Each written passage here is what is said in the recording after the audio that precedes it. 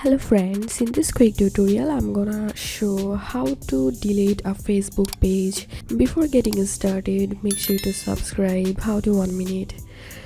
First of all, click on this page and here you will see your all the pages and click above the page which you want to delete. Suppose I'm gonna delete this page right now, so I'm clicking above this page. And now scroll down and here you will find settings. Click on it,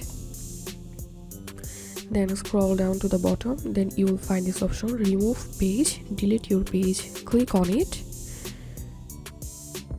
and now click permanently delete. Click here. Once you delete a page, you will not be able to get it back. If you think you will want to come back to your page in the future, you can unpublish it instead of deleting. Are you sure you want to delete? Then click. If you really want to delete your page, then hit on delete. And here you can see page deleted. If I go back to my Facebook and now click again on page, and here we can see no page is available here because of I deleted my page. This is how we can delete a Facebook page. If you benefited a little from this video, then make sure to subscribe. How to 1 minute. Thank you.